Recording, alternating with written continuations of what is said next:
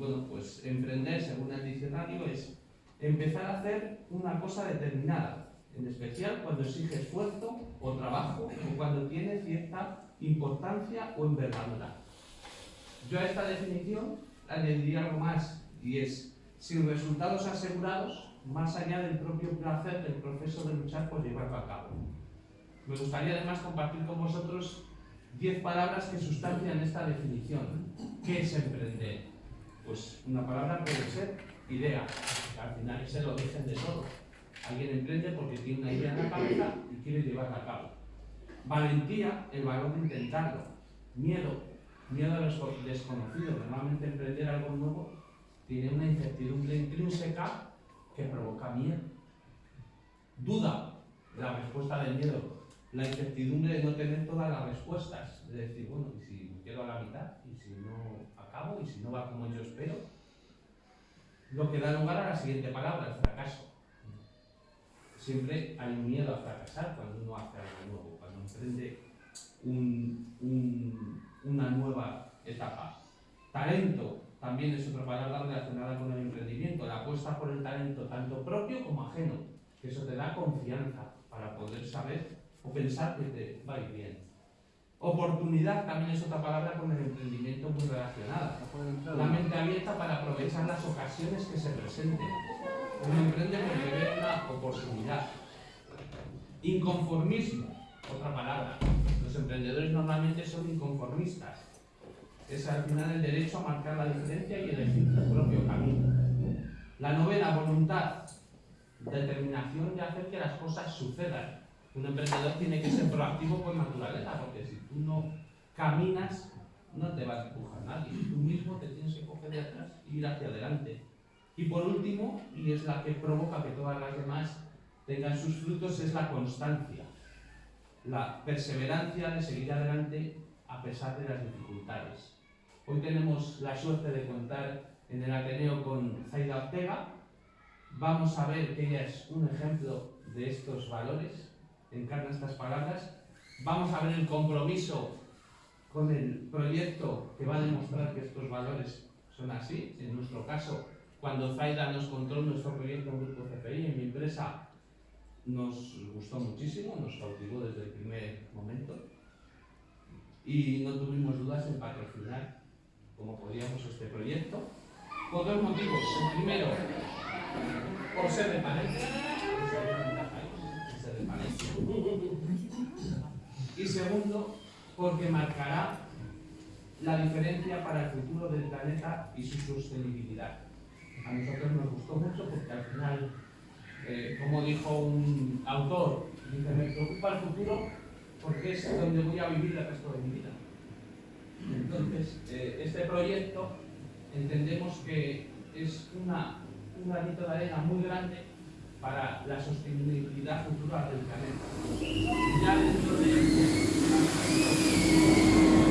más académico, Zaida Ortega es palentina, de Soto de Cerrato, licenciada en Biología, máster en Estadística y doctora en Biología por la Universidad de Salamanca. Actualmente es investigadora postdoctoral en la Universidad Federal de Mato Grosso do Sul, en Brasil. Además de la docencia en investigación, Zaida dedica esfuerzo a sensibilizar sobre la protección del medio ambiente y avanzar en igualdad de género dentro de la ciencia. El conjunto de su trayectoria le ha llevado a ser una de las 80 científicas de todo el mundo seleccionadas para participar en la quinta edición del programa de liderazgo femenino Homeward Bound. Discúlpame el inglés, pero tengo como asignatura pendiente. Que está formando una red de 1000 líderes científicas para trabajar por un planeta sostenible. En esta conferencia, marcada en el Día Internacional de la Mujer y la Niña en la Ciencia, que se celebra hoy, 11 de febrero, nos va a explicar las principales barreras que enfrentan las mujeres en el ámbito científico y nos va a hablar también un poco sobre la Antártida y en qué consistirá su experiencia y su expedición antártica con Homeward Bound. Vamos a recibirla con un aplauso.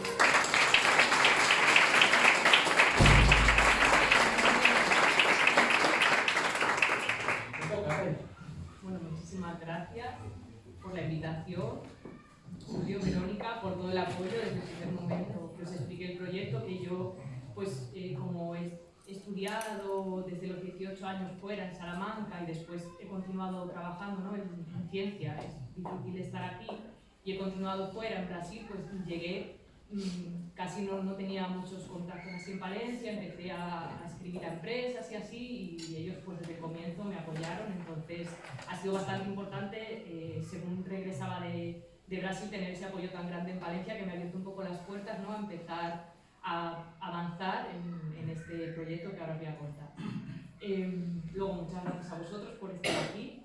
Espero que se os haga amena la charla y, bueno, tengo que deciros que como la conferencia se enmarca en el Día Internacional de la Mujer y la Niña en la Ciencia, os voy a contar al principio un poco de la problemática. O sea, antes de empezar a hablar de la Antártida y del proyecto Congo Outbound, os voy a resumir algo que es bastante complejo y amplio, que en Brasil estuve entre 5 o 6 meses estudiando con un montón de artículos científicos, buscando todas las evidencias, ¿no?, para dar algunas conferencias. Voy a intentar resumirlo en unos 15 minutos o así, pero es algo un poco denso, pero sí creo que hoy es un buen día, ¿no?, para recordarlo, y bueno, pues para quien le interese la ciencia o temas ya de igualdad de género, ver qué afinidades o diferencias puede haber dentro de este ámbito.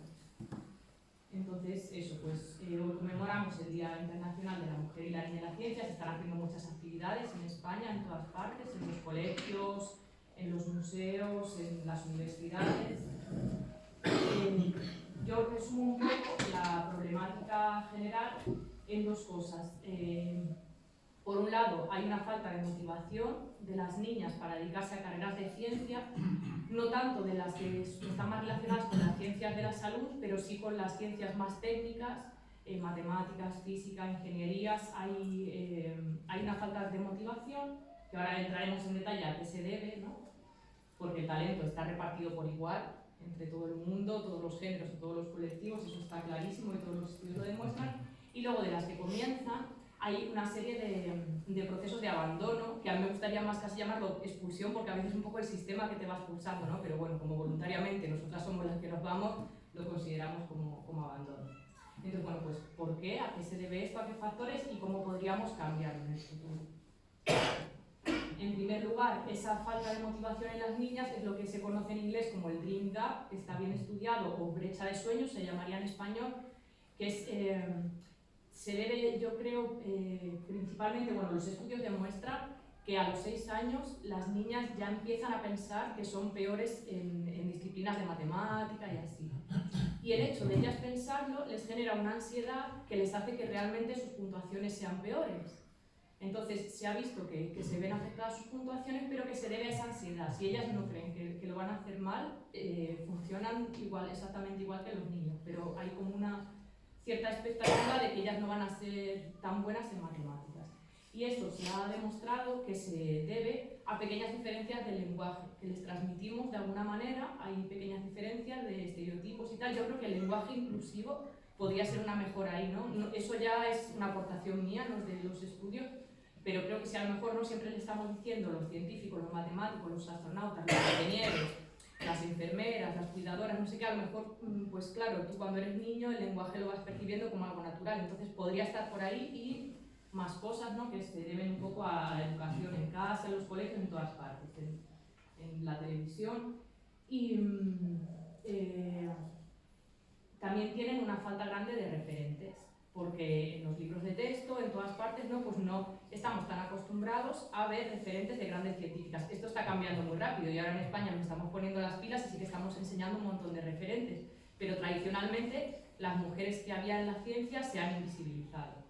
El ejemplo de los premios Nobel es devastador, porque solo hay un 5,7% de mujeres que hayan recibido un Nobel. Y podemos pensar, es que a lo mejor en el pasado había menos científicas y tal, pero es que hoy en día la proporción es parecida, ya no hay razón para eso. El otro día me llegó un email sobre el premio Ramón Margalef, que es el más prestigioso que hay en ecología, que es mi campo de estudio, en España. Y estuve viendo quién forma el jurado del premio y quién recibe el premio. Y es que la mayoría son hombres en el jurado y hombres ganando el premio, ¿no?, en un 80% o así. Entonces, hasta que no empecemos a cambiar estas dinámicas, no van a resaltar tanto esas mujeres a lo mejor para que les demos esa visibilidad y las niñas las vean como un referente y piensen, uy, pues yo quiero ser como ella de mayor, ¿no? Y luego ya para las que comienzan, está esa brecha de género que os decía. Aquí tenemos en azul la proporción de hombres y en rojo la proporción de mujeres. Estos son datos del CSIC, creo que son de 2015. Acaban de publicar hoy que la brecha ha aumentado un poco. O sea, creemos que todo va genial, pero no sé por qué, parece que ha aumentado un poquito. Según se va avanzando en la carrera científica, va disminuyendo la proporción de mujeres y va aumentando la de hombres. Esto se debe a varios motivos, que se pueden resumir en el hecho de que se nos tiende a silenciar, ¿no? Tenemos menos voz, tenemos menos apariencia también, menos visibilidad en los puestos de prestigio. Y claro, en una carrera como la ciencia, en la que lo que tú vales es una visión de lo experta que tú eres por tus argumentos y por el impacto de tus estudios, si tú lo vas publicando y nadie le da crédito en ningún momento, es fácil que te vayas quedando olvidada, ¿no? Luego hay un tema muy importante que es la violencia sexual, que bueno, pues la ciencia es muy jerarquizada y hay como bastantes temas de abuso de poder, donde hay profesores que abusan de alumnas, esto está afectando como a un 30-50% de alumnas y de investigadoras que han denunciado que existe este problema y que muchas de ellas acaban abandonando la carrera por ese motivo. Y luego el tema de la maternidad y el trabajo doméstico.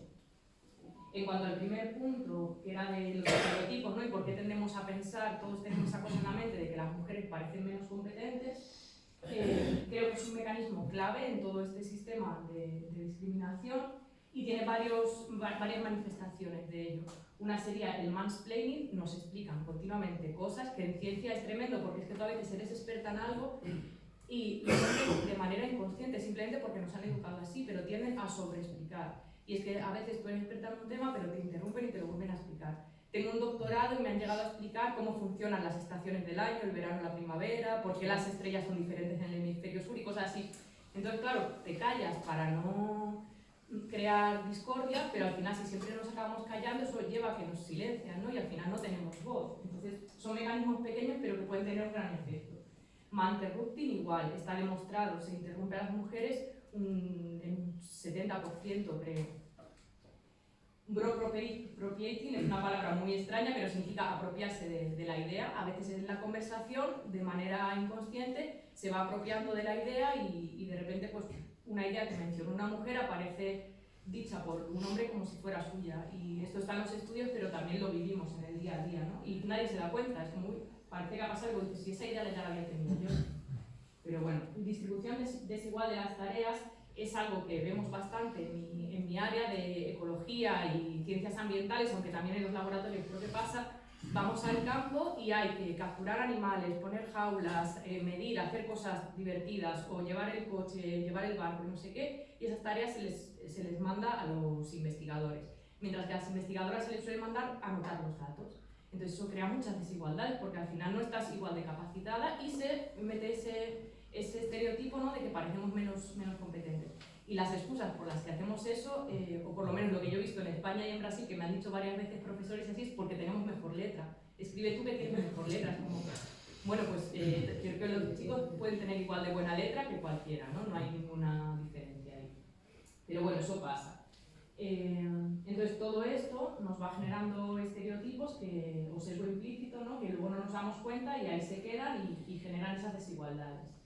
El mansplaining y manterrupting que os decía, de dominar la conversación, hay un estudio que demuestra que en un ámbito científico o en un debate, cuando las mujeres hablan el 30% del tiempo, todo el mundo, tanto hombres como mujeres, creen que ellas han dominado la conversación y hablamos solo el 30%. Estamos tan acostumbrados a que ellos hablen más sin darnos cuenta que pasa eso, ¿no?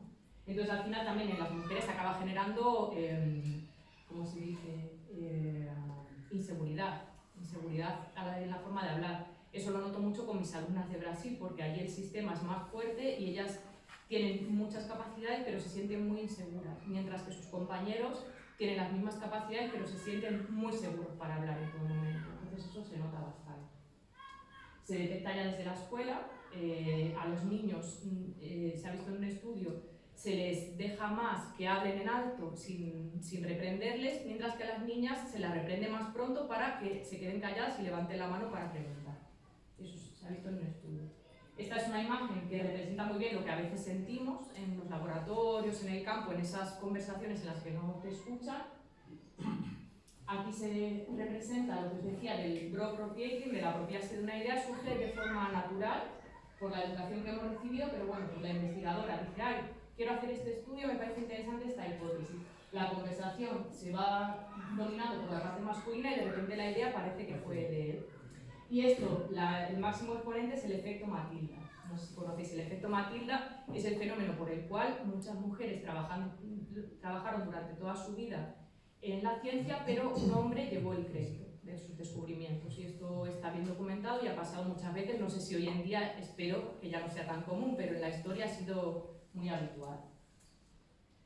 Otra cosa, el efecto Jennifer John, ya creado por estos estereotipos que ya tenemos en la cabeza, se descubrió en un estudio muy famoso en Estados Unidos que se colocaron currículums con los mismos méritos exactamente, y a uno se le dio el nombre de Jennifer femenino y a otro el nombre de John masculino, y se repartieron aleatoriamente entre profesores para evaluarlo, profesores y profesoras.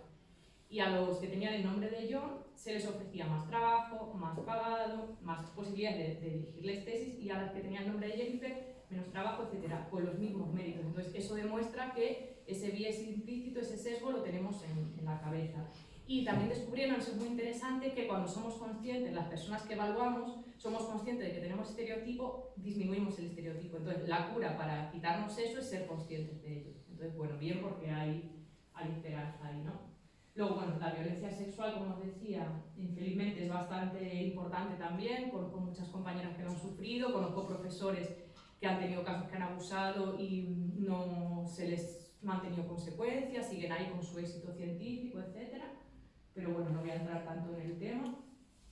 Luego está el trabajo doméstico y de cuidados. Yo lo he puesto como si fuera la película de Matrix, ¿quieres la píldora roja, ser científica, o la píldora azul, ser madre? ¿No? Porque más o menos llega un momento en el que acaba siendo un poco así. En España ahora ya estamos un poco mejor, pero ha sido así muchas veces. Porque las mujeres en general seguimos encargándonos del 80% del trabajo de cuidados en el mundo, del trabajo doméstico, de cuidados en general, ¿no? Entonces, claro, una disciplina como la ciencia, a la que tienes que dedicar cuerpo y alma y todo tu tiempo, si te tienes que ocupar de cuidar la casa, de cuidar a los niños y todo eso, principalmente, al final acabas dedicando menos tiempo y menos energía, y se nota mucho porque son campos muy competitivos. Entonces, si disminuye tu productividad, enseguida va cayendo tu currículum, ¿no? Entonces, es un tema bastante importante. En España estamos mejorando bastante, en Brasil es demoledor. Las que son madres difícilmente consiguen volver a la ciencia, se nota mucho. Aquí se ve en unos resultados de un estudio, tenemos el porcentaje de abandono, en amarillo de hombres y en naranja o marrón de mujeres.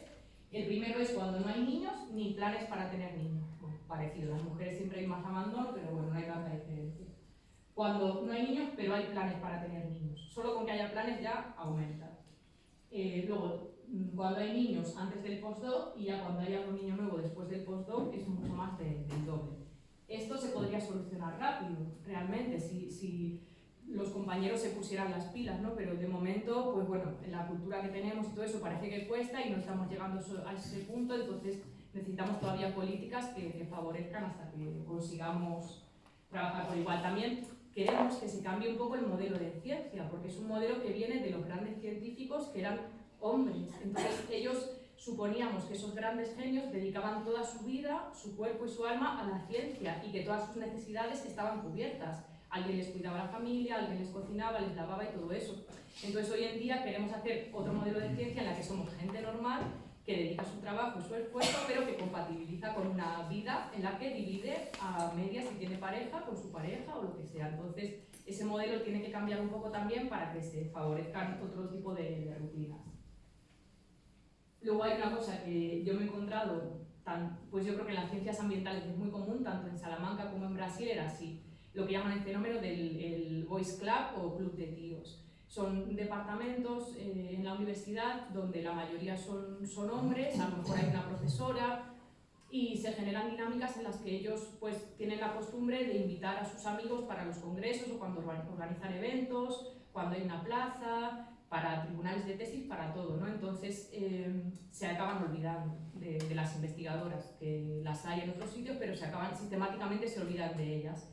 En mi departamento de Brasil ya llevo 3 años y todos los años se van olvidando y olvidando de las mujeres. El año pasado pidieron un proyecto internacional de 42 investigadores de todo el mundo a los que invitaron y solo se les ocurrió invitar a 2 mujeres, como es que no nos hemos dado cuenta. Y este año organizamos un congreso y eran todos hombres y le dije a mi jefe, pero ¿cómo no te has dado cuenta? Es que no me he dado cuenta. Y claro, ¿qué hay que hacer? Ser conscientes. Si ellos mismos dicen, vale, pues cuando organice un congreso voy a intentar ser consciente, ellos lo arreglan, pero si siguen la inercia les lleva a seguir por el mismo sistema con el que están. Esto representaría bien más o menos lo que es. Además también se suele tener la rutina de que ellos invitan a actividades informales, de tomar algo así, que son típicas de amigos, pero que a lo mejor se les olvida invitar a la compañera y que en esas actividades se habla de proyectos también. Entonces son importantes para tejer esas relaciones, esos contactos que en la ciencia también son importantes.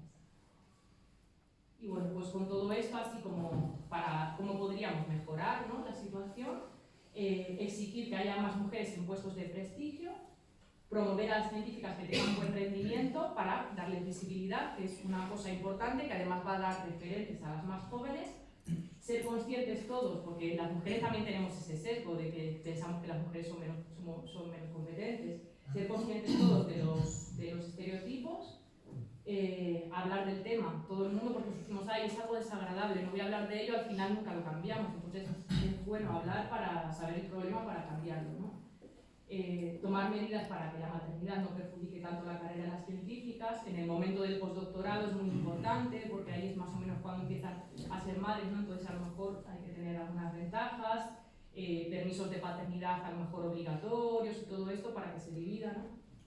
Y luego redefinir el éxito en la ciencia, que es lo que os decía antes, que no tengamos esa idea del éxito es el genio extraordinario, que era aquel Einstein y tal, porque es que hoy en día hacemos la ciencia entre laboratorios potentes de personas que quieren dividir su vida con su trabajo científico. Entonces es otro concepto más de colaboración que de una gran estrella, como si fuera la estrella del rock, ¿sabes? Entonces tenemos que redefinir un poco qué significa el éxito en la ciencia. Y motivar mucho a las niñas y a las mujeres jóvenes, que es lo que estamos haciendo principalmente hoy, ¿no? En el 11 de febrero, desde hace unos años en España, se están haciendo muchas actividades para motivar a las niñas. En Valencia hay algunos programas como el STEM Talent Girl, que motiva a las niñas para que tengan referentes, para que conozcan a otras investigadoras y para que se animen a dedicarse a la ciencia y se crean que ese también es su lugar, ¿no? Y que pueden tener un futuro ahí. Bueno, que se resumiría todo en soluciones. Educación no sexista en todos los niveles, transparencia en la contratación y cuando se forma cualquier comité, editoriales de revistas, cualquier cosa, que sean procesos transparentes y programas de apoyo para mujeres hasta que consigamos un poco, ¿no?, nivelar esa balanza. Y que es una cuestión de todos y de todas, entonces, o sea, todo el mundo puede contribuir, hombres, mujeres, todos podemos mejorar la situación y si nos ponemos un poco las pilas con lo de los estereotipos, creo que es una cosa que tampoco tardaríamos tanto en resolverla. Vale, esta era la introducción un poco larga por ser el Día de la Mujer y la Niña en la Ciencia y ahora os voy a contar un poco sobre la Antártida, que para mí también está relacionado con el tema de mujer y ciencia porque estoy participando en un proyecto que tiene que ver con mujer y ciencia. Pero voy a hacer una introducción un poco de por qué viajar a la Antártida, ¿no? Ya no yo, sino en general, por qué los seres humanos queremos viajar a la Antártida.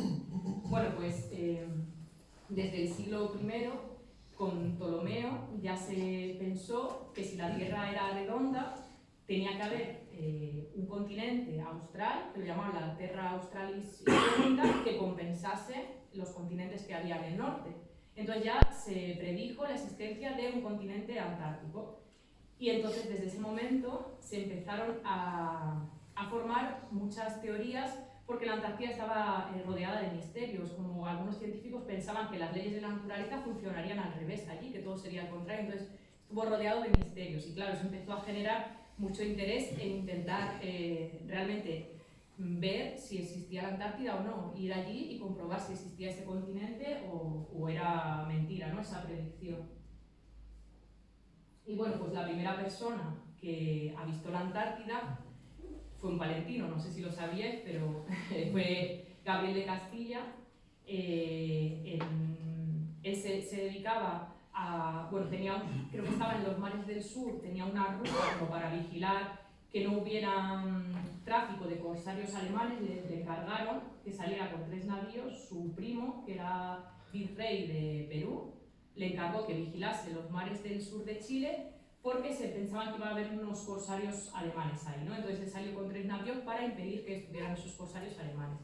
Y en estas no sabemos cómo, porque tampoco ha quedado todo documentado en detalle, pero vio las islas Shetland del sur, que son islas ya de la Antártida. Y se han recuperado los diarios de los alemanes, donde realmente las descripciones de Gabriel de Castilla coinciden con la orografía de las islas, porque es una orografía especial. La Antártida es un continente muy alto, porque tiene una capa de hielo enorme, ¿no? Entonces, tal y como él lo describió en esos diarios, aparece. Así que parece bastante verídico que Gabriel de Castilla fue la primera persona del mundo en avistar la Antártida. Después vinieron otros, pero ya fue en el siglo XIX, 1850, y en 1895 creo que fue la primera persona que puso un pie en la Antártida. Ya desembarcaron.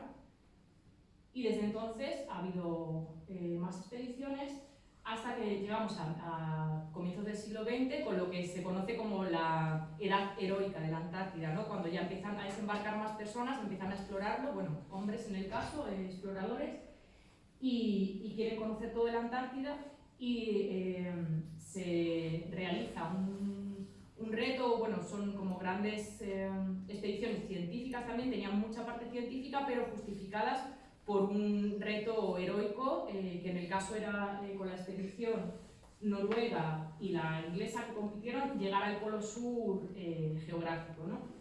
Esto es lo más conocido por todo el mundo.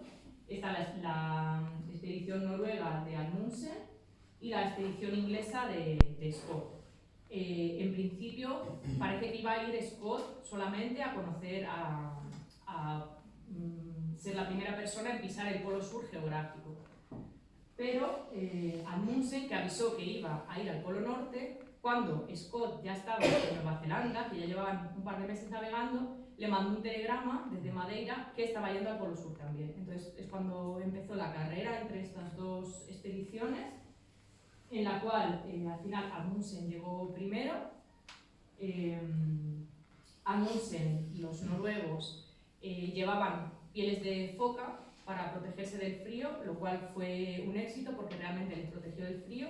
Llevaban perros husky, que Amundsen había estado conviviendo con esquimales y les había enseñado que los perros iban muy bien allí en la Antártida. Llevaba los trineos tirados por perros, eso también fue importante, y además planeó una ruta un poco más cortita, es la de aquí de la izquierda. Entonces era como unos 150 kilómetros más corta, que ya es una diferencia que a 20 grados bajo cero, 30 grados bajo cero se nota, ¿no? Mientras que Scott llevaba chubasqueros de plástico, que parecía que iba a ser un avance, pero claro, en esa época no existían tejidos como el Gore-Tex, entonces al no transpirar al final fue peor porque les hacía perder bastante calor. Llevaba ponis, que fue un fracaso absoluto porque los ponis sudan por la piel, entonces se congelaban. Llevó unos tractores oruga, que en cuanto llegó se congeló los motores y no funcionaron tampoco. Los perros que llevaban tampoco eran tan buenos, no eran huskies y no estaban tan adaptados a las condiciones polares. Y luego además la ruta que escogió era un poquito más larga. Entonces la expedición de Scott fue muy bonita porque tuvo una componente científica preciosa, fueron biólogos a recolectar huevos de pingüinos para intentar demostrar que los pingüinos estaban relacionados con los dinosaurios, recolectaron muchas piedras también con fósiles, entonces fueron los primeros que vieron que la Antártida realmente era un continente también con roca y que había tenido vida ahí, que no era solo una masa de hielo. Eso fue muy importante. Pero infelizmente cuando Scott, los ingleses, llegaron al polo sur geográfico, se encontraron, que era esta foto que teníamos aquí antes, se encontraron que ya había llegado otras personas primero, que eran los noruegos. Entonces vieron la tienda de campaña de los noruegos, había 2 cartas dentro que había escrito Amundsen, una para la reina de Inglaterra y otra para Scott, deseándole suerte en el regreso. Y en el regreso pues no consiguieron llegar. Cuando ya les quedaba muy poquito para el último depósito, se fueron congelando y las 5 personas que iban en la expedición acabaron muriendo. dejaron escritos sus diarios hasta el último momento también, que están en un libro muy bonito. Y bueno, eso fue como la edad heroica. Scott quedó como un mártir también, ¿no? Porque su expedición era muy bonita, lo que pasa que a nivel logístico tuvo muchos fallos y Amundsen quedó un poco como un poco más malévolo o algo así, por esa cosa de engañar, ¿no? De decir que va al Polo Norte y luego al Polo Sur, pero también los exploradores dicen que es un ejemplo perfecto de una expedición bien planeada, o sea, lo planearon todo perfecto, entonces bueno, tiene mucho mérito también. Después también está Edward Shackleton, que tuvo una expedición muy famosa, él ya había ido antes, a principios de 1900, del siglo XX, con Scott y tal, pero después regresó porque quería atravesar la Antártida, ser los primeros en atravesar todo el continente caminando, y fue muy famoso porque naufragaron en unas islas antes de llegar a la Antártida y pasaron 2 años con el barco ahí sin nada, nadie fue a rescatarlo, pero él consiguió que toda la tripulación sobreviviera. Entonces se pasaron 2 años en la isla Elefante, consiguió que todos sobrevivieran y es uno de los grandes ejemplos de un buen líder, porque según se dice supo animar a su tripulación, que nadie pasara hambre, que todos estuvieran bien y que no desesperaran, ¿no? Y que todos volvieran sanos a casa. Y después de esta época de las exploraciones, se pasó un poco más a hacer actividades científicas y bueno, pues comienzan las guerras mundiales. Después de la Segunda Guerra Mundial, después de la Segunda Guerra Mundial hay algunas pequeñas invasiones o operaciones militares no autorizadas en la Antártida, ¿no? Van los ingleses con algunos militares y hay algunos conflictos entre naciones. Entonces, como los científicos ya estaban trabajando allí, empezaron a hablar entre ellos pensando, deberíamos de hacer un tratado para proteger la Antártida, porque estaba empezando la Guerra Fría, Rusia estaba amenazando con llevar la Guerra Fría a Antártida, Estados Unidos estaba pensando en hacer operaciones, ensayos nucleares en la Antártida, y ahí fue, dicen, el mayor logro de diplomacia científica, donde todos los países se pusieron de acuerdo, bueno, bastantes países, lo firmaron 12 al principio, para firmar todos un tratado para proteger la Antártida. No se pueden hacer operaciones militares en la Antártida, solo se puede hacer investigación y además los datos que se recolectan en la Antártida hay que compartirlos entre naciones. Entonces es como un símbolo de paz y de cooperación internacional muy bonito. Se firmó en 1959 y de 12 firmantes que era al principio, ahora hay 59 y bueno, pues de momento vamos a ver qué pasa en el futuro, ¿no? Porque también sigue habiendo disputas territoriales. La Antártida no pertenece a nadie por este tratado que la protege, pero bueno, aquí no sé si se ve muy bien, en amarillo tenemos la parte que quiere Argentina, luego Chile quiere otra parte, Nueva Zelanda reclama otra parte, Australia todo esto de aquí, Francia también, Noruega porque Amundsen también estuvo, entonces hay algunos conflictos ahí que siempre están con tensiones. Luego, bueno, pues en España tenemos 2 bases en la Antártida. Una está dedicada a Gabriel de Castilla, el palentino, que aunque sea una base del ejército de tierra, no tiene finalidad militar, sino que es finalidad científica, que es lo que el Tratado Antártico aprueba. Las 2 bases que hay funcionan entre noviembre y marzo, que es el verano de allí, en invierno no están operativas, y las 2 se encuentran en esas islas de Shetland del Sur, que es donde avistó Gabriel de Castilla, que son las islas donde hay un poco de mejores condiciones para tener bases de estudio. Están muy cerquita una de otra. Esta está en la isla de Decepción, y luego está la base de Juan Carlos I, que está en la isla Livingston, al lado. Y en la época de invierno sí que hacen a veces algunos campamentos para cosas puntuales, pero como las condiciones son tan extremas, pues en realidad funcionan más en verano. Claro, pensad que la Antártida es bueno, el sitio más frío del mundo, el sitio más seco del mundo, eso a veces la gente no lo piensa, es más seco que el desierto del Sáhara, porque hace tanto frío que el agua no llueve, entonces no hay humedad. También es el continente más alto, porque la capa de hielo creo que tiene una media de 500 metros en promedio, hay zonas donde hay varios kilómetros. Y en el verano austral, que es entre noviembre y marzo, es todo el tiempo de día, pero en el invierno austral es todo el tiempo de noche, entonces pasarse allí en la base investigando 6 meses de noche con 60 grados bajo cero, pues bueno, algunos científicos lo hacen, pero en general es una minoría los que se quedan allí. Os he puesto como curiosidad, como yo trabajo en Brasil, me ha parecido bonito la base brasileña, que es la Comandante Ferrat, que se quemó hace unos años y ahora la han reconstruido, la han inaugurado este año, y me ha parecido un ejemplo bonito porque la han hecho 100% sostenible. Por lo visto funciona todo con energías renovables, entonces están como dando un ejemplo de decir, vale, en Antártida, ciencia, y además vamos a dar ejemplo también de sostenibilidad. Y esto sí que funciona durante todo el año. Están un poquito más al norte y está todo el año operativa. Esta es una base del Reino Unido que me pareció curiosa porque, claro, algunas bases como las españolas están sobre tierra, entonces no se hunden, pero el resto, la mayoría de la Antártida es todo hielo. Las bases, si tú construyes ahí, se va hundiendo. ¿Qué hicieron los ingleses? Hicieron una base que se puede desplazar. Esos módulos los pueden llevar de un sitio para otro, entonces en algunos momentos lo desplazan. Porque si no puede pasar esto, esta es la base que está en el polo sur geográfico donde llegaron Amundsen y Scott, se hizo en honor a ellos, es la base de Estados Unidos, pero se está hundiendo poco a poco, no sabemos cuánto tiempo se quedará así o si luego se podrá recuperar. Y este me parece un ejemplo bonito, que Greenpeace estableció una base en la Antártida temporal entre 1987 y 1992 para reclamar que se crease un parque natural en toda la Antártida, para que no fuera solo el Tratado Antártico, sino que hubiera una figura de protección mayor para la naturaleza, pero no lo consiguieron. Eso sería muy bueno hacerlo, queremos en el futuro, algunos biólogos y tal, queremos volver a impulsarlo, pero bueno, pues con todas las tensiones internacionales y tal es difícil, la verdad. Aquí está un mapa con todas las bases que hay, que son 45 en total. Las españolas están en la península Antártida, que es esa parte de arriba a la izquierda, que es la zona donde hace un poco mejor. Es la parte que está más cercana a Chile. En la expedición en la que yo voy a viajar, que vamos a estar 3 semanas navegando, vamos a visitar solo la península, que es lo que se visita normalmente. O sea, porque, claro, visto así es que la Antártida tiene el tamaño de Europa entera. Entonces parece que la península es pequeñita, pero entre Chile y la península ya hay unos 1000 kilómetros, y luego por la península vamos a estar 3 semanas navegando, puede haber también otros 1500 kilómetros o así.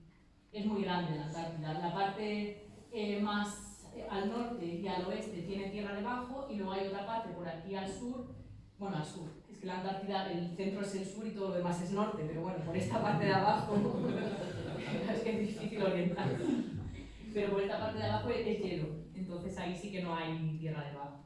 Fluctúa mucho, no he conseguido una animación, pero hay algunas animaciones, si lo buscáis en internet, que se ve cómo se contrae y se expande el hielo entre invierno y verano, y es muy sorprendente porque cambia un montón. Y luego me parece bonito poner también que tenemos un español, Ramón Larramendi, que ha creado un invento que es un trineo de viento que los científicos pueden utilizar para llevar ahí su equipo y hacer investigaciones, y que no necesitan combustible. Claro, en un sitio como la Antártida, donde tienes que andar miles de kilómetros, todo el combustible lo tendrías que llevar en el camión o así, y además moverse en camiones es muy difícil, a veces tienen accidentes, se quedan ahí encajados en grietas y tal. Este avance es buenísimo, porque va a ser más sostenible y va a ser mucho más práctico a nivel de logística. Entonces están ahora impulsando eso porque la verdad que es un avance bastante interesante.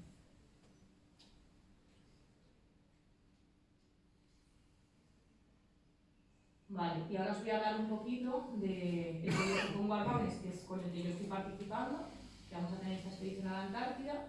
El planteamiento del programa es formar una red de 1000 líderes científicas para que trabajemos juntas por la sostenibilidad y por un mundo más justo, sobre todo en temas de igualdad de género, pero de justicia social en general.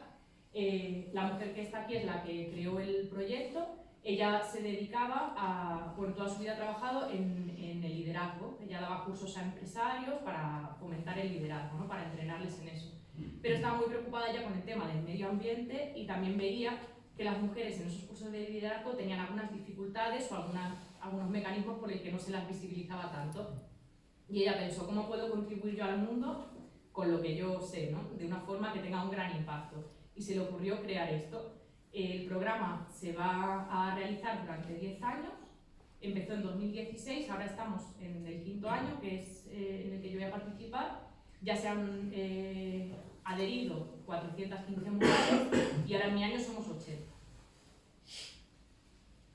Somos participantes científicas todas, de diferentes áreas, desde medicina, física, una premio Nobel me parece, matemáticas, biología, o sea, de todas las disciplinas, también hay algunas que se dedican a la política, pero todo relacionado con medio ambiente, o sea que todas ya tenemos esa formación y ahora lo que vamos a hacer es unas sinergias y una red y formarnos también más en visibilidad, liderazgo y cambio climático.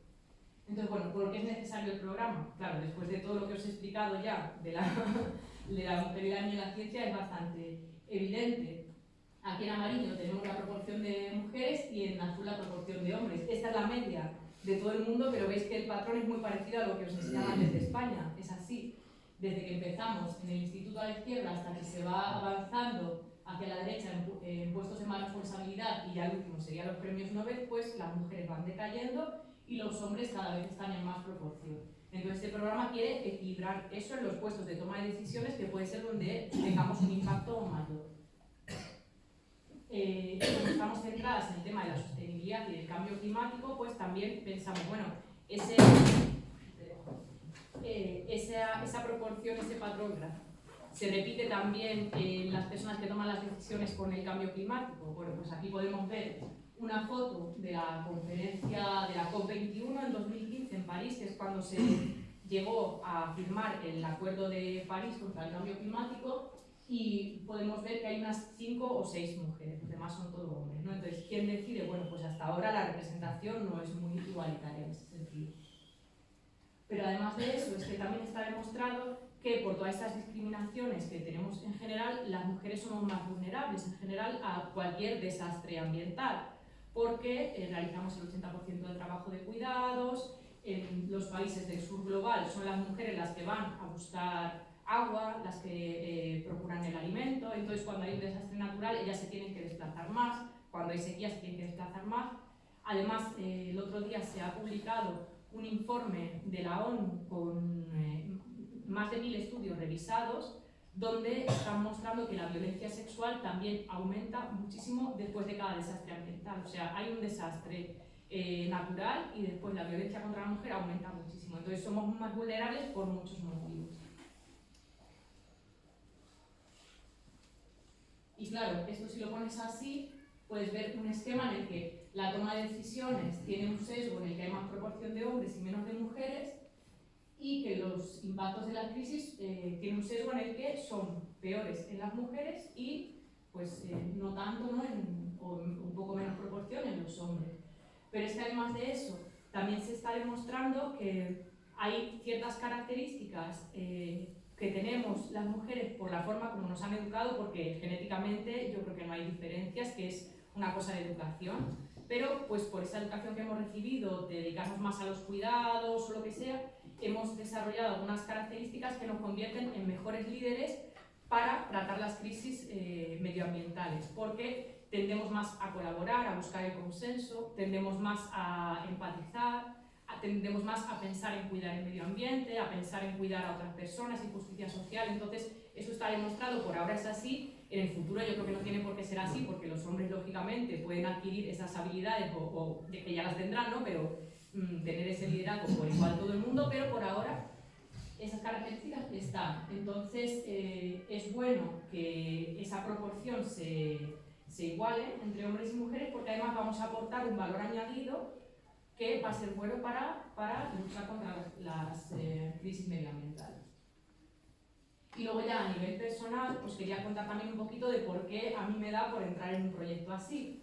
Entonces, bueno, pues yo soy bióloga, como decíamos, me dedico a estudiar la ecología y el comportamiento animal, y es lo que llevo haciendo unos 12 años, y a mí lo que me gusta es describir ese comportamiento animal, obtener resultados para que luego tengamos conocimiento de los libros, etc.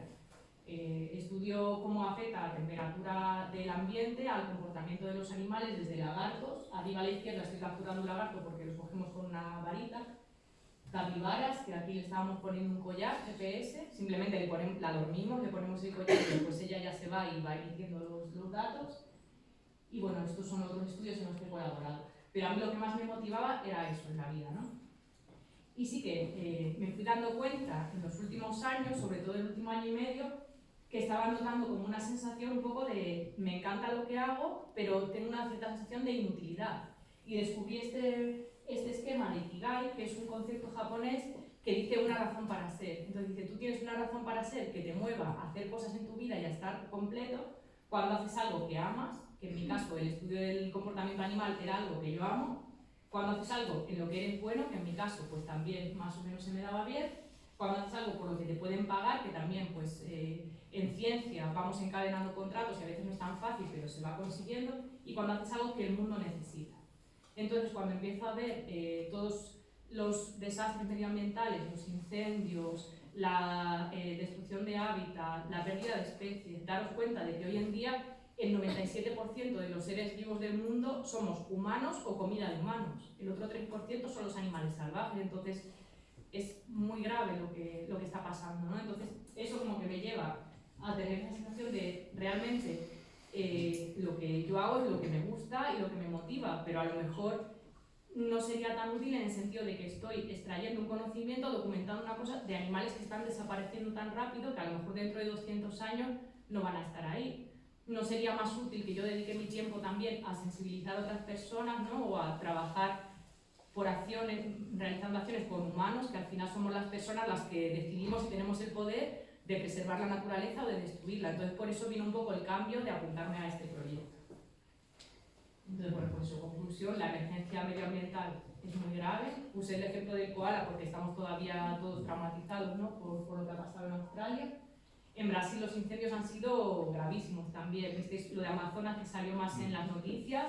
Pantanal, donde yo trabajo, no salió tanto en las noticias, pero se ha quemado igual que Amazonas. Entonces, en Siberia también se ha quemado más que en Amazonas y que en Pantanal, pero un poco menos que en Australia. Entonces, estamos en un contexto de emergencia bastante grave. Y por eso, claro, te vas dando cuenta de que conseguir vivir con la naturaleza sin destruirla es lo más importante de la historia de la humanidad. Porque como humanos hemos conseguido muchas cosas, pero ¿qué sentido tiene si ahora destruimos todo lo que nos da la vida, ¿no? Y al final nos acabamos extinguiendo nosotros mismos? Entonces, ahora mismo la cuestión más importante que tenemos es eso. Y bueno, entonces el programa Homeward Bound, ¿cómo va a conseguir crear esa red de 1000 líderes científicas para que trabajen y hagan sinergias para trabajar por la sostenibilidad del planeta? Pues hacemos una formación o un entrenamiento de 12 meses. Puse 18 porque son 12 meses de aprendizaje, expedición a Antártida y después otros 6 meses de seguimiento después, lo que sería el programa completo. Luego la red seguimos trabajando durante toda la vida, porque las que han estado antes ahí continúan trabajando. Entonces los 12 meses previos, como somos científicas de todo el mundo, ahora somos 80, de 33 países creo, y claro, pues cada una está en un sitio diferente. Entonces vamos trabajando por videoconferencia. Trabajamos sobre todo temas de visibilidad, que como veíamos es donde más nos afecta a las mujeres, pero la visibilidad no significa solo como ser famoso o que te conozca. La visibilidad lo que es una variable compleja que da una idea de cómo de experto o de fiable es una persona. Y es una variable que tiene como 3 dimensiones: la visibilidad de cómo te ves tú, la visibilidad de cómo te ven los demás y la visibilidad conjunta de este proyecto que estamos creando o la causa, ¿no?, por la que estamos trabajando. Queremos darle esa visibilidad. Luego, estrategia, que todavía no hemos empezado con eso, pero es para que lo que queremos hacer realmente se consiga, ¿no? Y luego ponernos todas al día, aunque todas somos científicas, pero ponernos al día con una base común sobre los últimos estudios y los últimos datos de cambio climático. También vamos a trabajar eso. Y después nos vamos un mes, es una semana en Ushuaia y 3 semanas en la Antártida, de expedición todas juntas, las 80 en el barco, para seguir, acabar, ¿no?, ese aprendizaje y empezar a trabajar en proyectos conjuntos que van surgiendo durante el año. Y en ese barco va a haber profesoras que son las mejores del mundo, como Cristiana Figueres, que es esta de las poquitas mujeres que había en la foto que os mostré antes del Acuerdo de París, que gracias a ella se consiguió firmar el acuerdo, porque tiene una capacidad muy buena de diálogo y de llegar a consensos. Entonces ella consiguió que se sentaran al final los países para firmar el acuerdo. Y ella va a estar con nosotras en el barco. Esto es una imagen del barco. Se trabaja la mitad del día dentro del barco en los proyectos y la otra mitad se sale fuera a visitar las bases científicas, a ver también el impacto del cambio climático, porque en la Antártida es donde más se nota, para que luego pues lo transmitamos, ¿no?, lo que hay. Y entonces, claro, la última pregunta que puede quedar es ¿por qué la Antártida? Porque se puede pensar, vale, el proyecto me parece muy bien, pero ¿por qué nos vais a la montaña palentina o a Etiopía? ¿Sabes? ¿Por qué vais a la Antártida? Entonces tiene varias explicaciones también, porque la creadora no lo pensó así. Primero, porque es el lugar del planeta más vulnerable a cualquier acción de los humanos, como el cambio climático, donde primero se empieza a notar es en la Antártida. Además, no hay personas nativas de la Antártida para que lo vigilen eso. Están los científicos que están allí gran parte del año, o algunos se quedan todo el año, pero no hay personas que vayan a defender la Antártida. Entonces, los que vamos a viajar allí, luego nos convertimos en embajadoras de la Antártida. Luego también porque es un lugar que te transforma, que el otro día estaba leyendo un informe de Homeward Bound que decía que el primer año, a la que lo creó, le parecía que a lo mejor podía ser demasiado, porque dicen que solo ir a la Antártida ya te transforma, como que debe ser tan impactante el sentirte tan lejos, tan aislado y todo eso, ¿no? Y tanta belleza, que es transformador. Entonces pensaba que eso, unido al todo el trabajo de liderazgo, de conocerse a una misma y tal, podía ser demasiado y a lo mejor nos quebraba psicológicamente. Pero se hizo, salió bien, tenemos también apoyo de psicólogos y todo eso, ¿no? Y todas las que vuelven encantadas, pero sí que dicen que la Antártida funciona como una profesora más, que tienen sus profesoras y luego la Antártida que te enseña mucho, porque ese aislamiento y ese estar allí enseña bastante.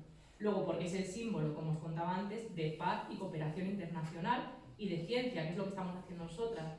Se empezó a manejar, ¿no?, la Antártida con el tratado, que se llegó a ese consenso entre todos los países para que solo se utilizase para fines de paz y de ciencia, y nosotras vamos a ser 1000 científicas trabajando juntas por justicia social, sostenibilidad. Entonces es lo que nos representa y es donde más podemos hacer cosas juntas también. Y luego por un tema que no se suele hablar tanto, pero a mí me parece también importante, por la visibilidad, porque si a las mujeres nos cuesta tener visibilidad, ahora tengo una compañera que quiere participar en una misión espacial y como a veces parece que el tema de lo ético también ha sido más masculino, como que a lo mejor tú te vas a la luna y te dicen, vale, muy bien, pero no parece tan importante. Entonces, yo creo que es una cosa importante también que se ha conseguido en este proyecto, que como vamos a la Antártida y somos la mayor expedición femenina del mundo yendo a la Antártida, ha conseguido tener la mayor visibilidad. Es el proyecto de científicas que más visibilidad tiene en todo el mundo, a nivel de noticias, de cobertura de medios, etc. Entonces yo creo que eso es un punto importante también, porque cuanto más visibles seamos, más impacto vamos a poder crear. Y bueno, esto era una demostración de algunas de las noticias que están haciendo. Esto fue una reunión que hicimos en Madrid con participantes anteriores, que todas ellas participan de las negociaciones de la COP25 con sus diferentes países, y nos juntamos todas a que nos contaran lo que estaban haciendo, ¿no? Pues bueno, las que éramos nuevas de este año, que nos fueran contando, y la verdad que fue increíble porque ves a personas muy preparadas y con unos valores muy sólidos de querer realmente mejorar las cosas. Entonces como que se juntan varias cosas que te dan bastante esperanza de poder mejorar. Y os quería poner un vídeo aquí al final de las participantes de este año que nos grabaron diciendo cuáles son los valores que tú crees que puede tener un buen líder o el líder que tú quieres ser, para que veáis que estamos cambiando un poco ese modelo de liderazgo tradicional que había sido a lo mejor más jerárquico o de conseguir beneficios, como a lo mejor un modelo clásico. Lo estamos cambiando por un modelo basado mucho en valores y en cooperación, sobre todo. Entonces os voy a poner el vídeo, que está en inglés, pero le he puesto subtítulos. Not afraid to challenge the status quo. And I want to be a different leader. Wise, inspiring, and change-making. Open-minded. Authentic, Leads by example. Inspirational. helps others fulfill their dreams. Caring, committed. Transparent, inclusive, to be brave, to be courageous. An optimistic leader that truly believes in the power we have to make a difference. Passionate, who confidently make space for tough decisions. Courageous. Passionate, driven, and fun. I wish to serve as guide and inspiration for the young generation. Helping them developing their emotional intelligence. Someone who's accessible and leads with a sense of humility. Open and in touch with my team. Empathetic. Empathetic. Entering into dialogue and finding things that connect us, that is the way forward. respectful towards mentoring people, to motivate and lead by example, effective collaboration, warm and friendly, to speak with confidence and authority, and make sure all perspectives are heard. I want to be a leader that is courageous in affecting and leading change. creates platforms for the brilliance of others, able to mentor and empower others. Integrity above all else. fair, Supporting rather than demanding, self-aware and inclusive, And driven by purpose. Humble, tolerant, honest, honest, and an enabler of others. and I want to do it in a collaborative, loving fashion. fun. let's do this together.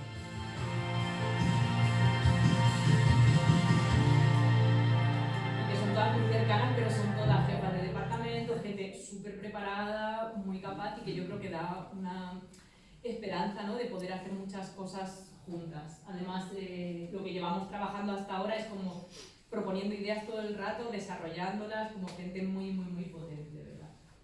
Y nada, ya simplemente quería agradecer a toda la gente que me está ayudando en los últimos años en Brasil, mi laboratorio, toda la gente que colaboro, las instituciones que me apoyan, mi universidad, el ministerio que me paga, el programa de posgraduación donde yo participo, de Ecología y Conservación, Homeward Bound, y el grupo CFI que me está apoyando para participar en Homeward Bound. Y quería comentaros también que parte de esta participación la paga Homeward Bound y parte la conseguimos por patrocinadores, ¿no?, como en el caso el grupo CFI. Pues hay una parte que yo la estoy sacando por cofinanciación, crowdfunding. Entonces os pongo aquí el link, si alguien quiere tirar una foto, por si a alguien le apetece donar alguna cosa, pues todavía tengo la campaña que le quedan creo que 10 días y quería conseguir algún dinero con esto. Y yo creo que sería eso. Ahora si queréis que comentemos cosas, discutamos y eso, pues sería genial. Muchas gracias.